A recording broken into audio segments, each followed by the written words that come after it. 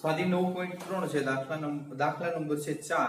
છોકરાઓ અહીંયા તમને કીધું છે કે 1 થી 5 દાખલા છે એ વક્રોની સંહતિ માટે સ્વૈર અચળ a અને b નો લોપ કરી વિકલ સમીકરણ મેળવો. તો સાબિત કરવાનું નથી, આપણે વિકલ સમીકરણ મેળવવું છે a અને b નો લોપ કરીને. એટલે આ દાખલા અમુક દાખલા તો થોડાક અઘરા જ પડે છે, ખાસ ધ્યાન રાખવાનું. આપણે જોઈએ કે ફર્સ્ટ ડેરિવેટિવ y ડેશ, હવે આ e raised to 2x એમ નો મૂક્યા. હવે તમને બાળકો અહીંયા આપણે આ કાઉન્સનું વિકલન કરીએ તો a નું 0, તો આપણે એમ કહી શકીએ કે આ જે bx છે એનું શું આવશે, b plus a plus b x એમ નો e raised to 2x ના e raised to 2x પણ ઘાતનું વિકલન કેટલું આવશે, 2. હવે આમાંથી આપણે કોમન કાઢી લઈએ, કોમન તો e raised to 2x common નીકળે છે, b પ્લસ આ 2 વડાને ગુણો 2a પ્લસ 2bx. હવે આપણે બે બાજુ છે ને 2 વડે 2y ઉમેરવા છે, માઈનસ કરવા, સોરી, બે બાજુ 2y માઈનસ આપણી રીતે બંને બાજુ -2y ઉમેરતા તો y dash -2y is equal e raised to 2x bracket ની અંદર b plus 2a plus 2bx -2y. હવે આપણે જોઈએ કે y dash -2y e raised to 2x b 2a 2bx minus આપણે જોઈએ કે 2 y is equal તમારી પાસે છે, આપણે કહી શકીએ કે આ 2 e raised to 2x bracket ની અંદર a plus bx. જો y ની જગ્યાએ કિંમત મૂકી આપણે, હવે આ બે માંથી આપણે e raised to 2x common કાઢીએ તો b plus 2a plus 2bx -2 વડે ગુણો -2a -2bx.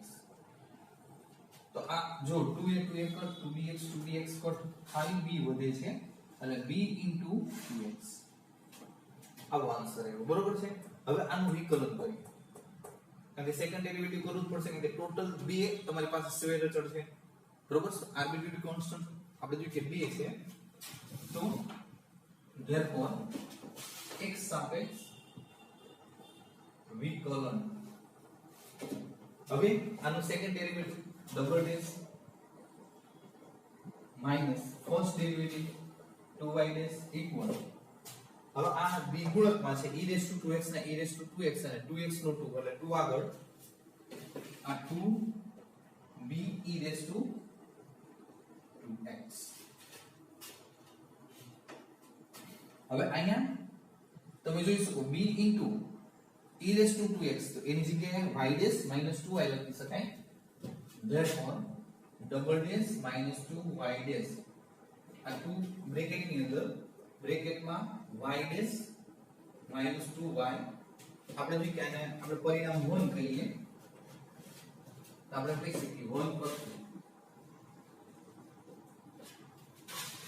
સાદું દઈએ double dash -2y dash is equal +2y dash -4y. આ સાઈડ લઈ લો, ડબલ ડેશ આ બાજુ લ્યો એટલે -4y ડેશ આ બાજુ લ્યો એટલે +4y = 0, જે માંગેલ વિકલ સમીકરણ થશે. તમે બે કોન્સ્ટન્ટ છે એ દૂર કર્યા, તો આન્સર જોઈ લઈએ. બે કોન્સ્ટન્ટ છે તમે દૂર કર્યા છે,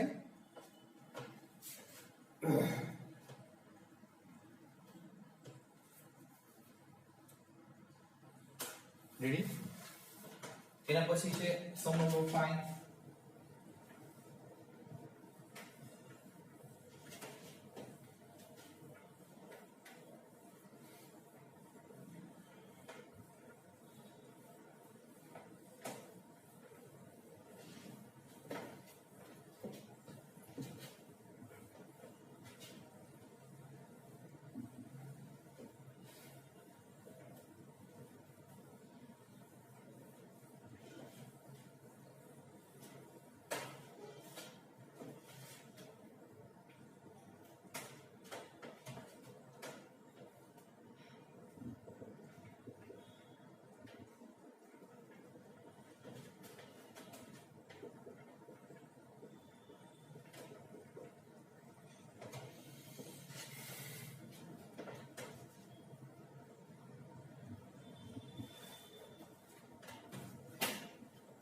જો ટોટલ બે કોન્સ્ટન્ટ છે આર્બિટ્રરી કોન્સ્ટન્ટ તો તમારે બે વખત વિકલન કરવાનું ફરજિયાત છે.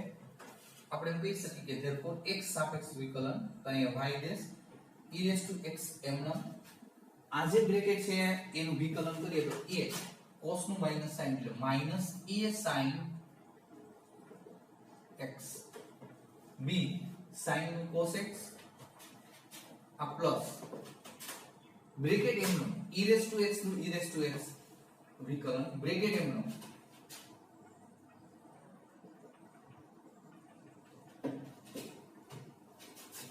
તો બાળકો આ જે પદ છે એની જગ્યાએ તમે y લખી શકો તો અહીંયા આપણે કહી શકીએ કે therefore y dash is equal e raised to x bracket માં minus a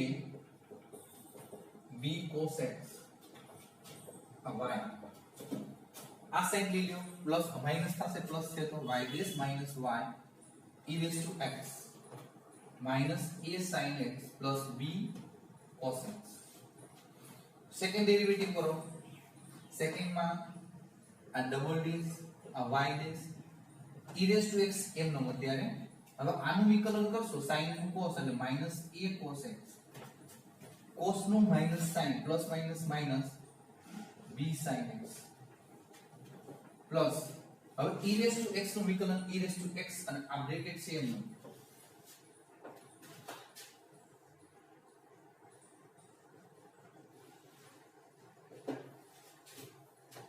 હવે આપણે બટુ વિચારીએ therefore y double dash minus y dash હવે અહીંથી માઈનસ કોમન કાઢવાનું minus common e raised to x a cos x plus b sin x plus હવે આ પદ્ધતિ એનું રાખું છું ભાઈ કિંમત જ આવશે e raised to x minus a sin x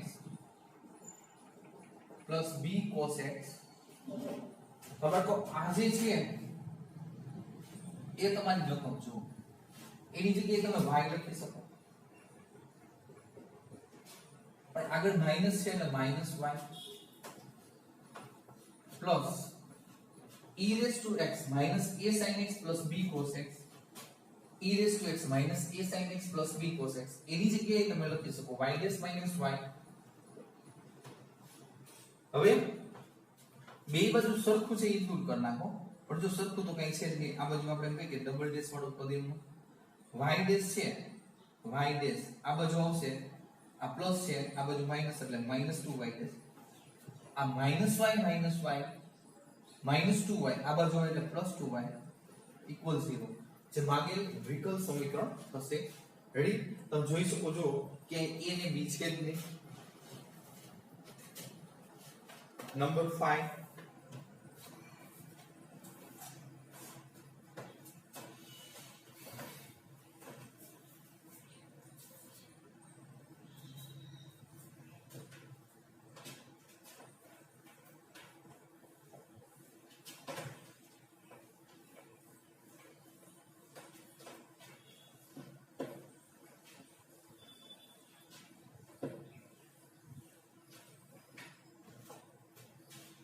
એના પછી છે નંબર 6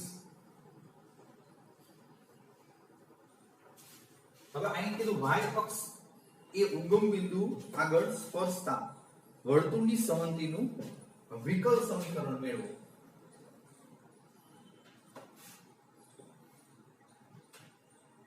ફરીથી y અક્ષને આ y અક્ષ ને ઉગમ બિંદુ આગળ સ્પર્શતા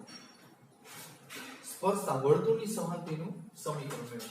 જો આ રીતે બરોબર છે વર્તુળ છે y અક્ષને સ્પર્શે છે બરોબર છે y અક્ષને ઉગમ બિંદુ આગળ સ્પર્શતા વર્તુળની સમમિતિનું સમીકરણ મેળવો. હવે આ રીતે હોઈ શકે. હવે અહીંયા જોઈએ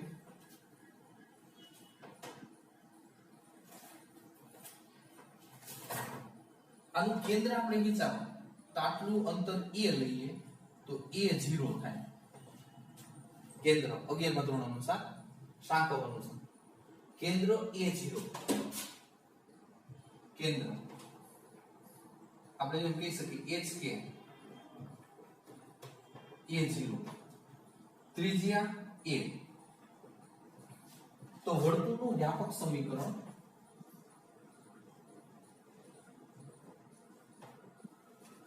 x minus h all over square plus y minus k all over square is equal h k.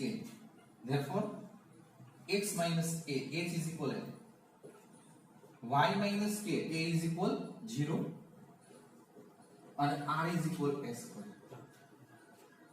અને પૂર્ણથી છોડશું આપણે x square minus 2xa plus a square plus y square is equal s square. બે બાજુ a square cut વૈધાય લખીએ આપણે. Therefore x square minus 2xa plus y square is equal 0. Therefore 2x અહીંયા આવશે ખાલી 2a plus 2y into y dash is equal 0.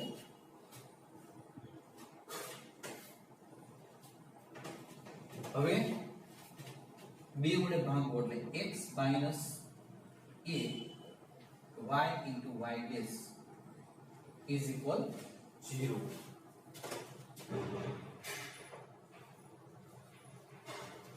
આપણે જોઈએ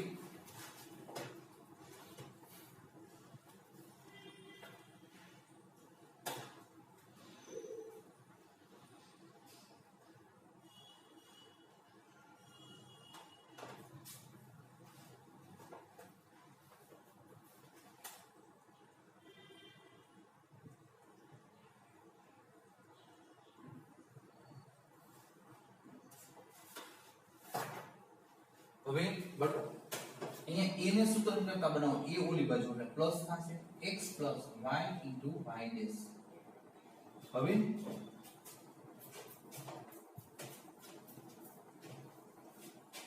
અહીંયા આ નંબર 1 કઈ આને નંબર 2. હવે a ની કિંમત આપણે જોઈએ કે સમીકરણ 1 માં મૂકતા બરોબર છે એટલે સમીકરણ 1 પરથી x square minus 2x એ છે x plus y into y dash plus y square is equal 0. જો તમે આ રીતે કરશો તો જ એ દૂર થશે. કિંમત મૂકી સાદો x square minus 2x square minus xy y dash plus y square is equal 0. હવે અહીંયા પોઝિશન જુઓ માઈનસ x સ્ક્વેર વધશે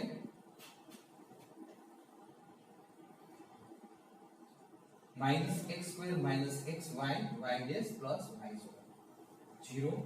હવે અહીંયા ઘટક જુઓ અને સામેની બાજુ લઈ જાવ એટલે પ્લસ થશે બરોબર. એટલે આપણે એમ કહી શકીએ xy y dash is equal y square minus x square y square minus x square. Number 6.